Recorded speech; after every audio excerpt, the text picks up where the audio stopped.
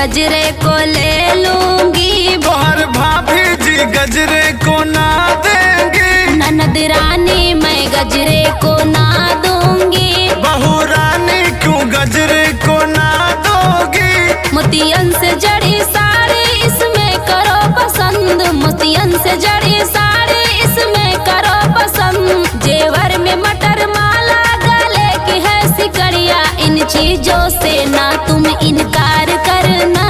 भाभी रानी मैं गजरे को ले लूंगी। तोहर भाभी जी गजरे को ना देंगी। ननद रानी मैं गजरे को ना दूंगी। बहू रानी क्यों गजरे को ना दोगी।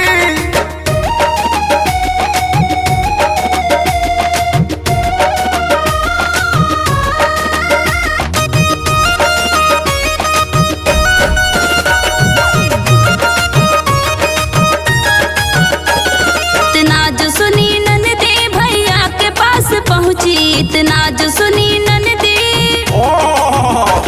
इतना जो सुनी ननदी भैया के पास पहुंची। तब क्या हुआ बगली। भैया भाभी से गजरे दिलवा दीजिए।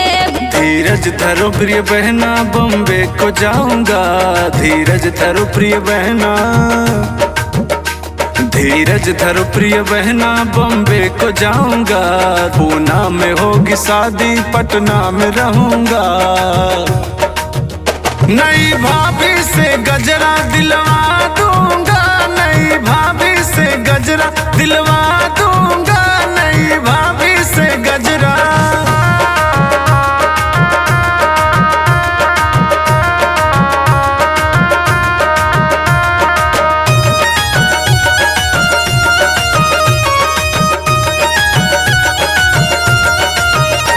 इतना जो सुनी जच्चा तुरंत उठ पड़ी। गजरा उतार दे दी चरणों में गिर पड़ी। अच्छा तो आज गिरन पाई है ना। आज सुनी जच्चा तुरंत उठ पड़ी। गजरा उतार दे दी चरणों में गिर पड़ी। मैं तो भैया बहन को शाबाश कहूंगी। मैं तो भैया बहन को शाबाश कहूंगी।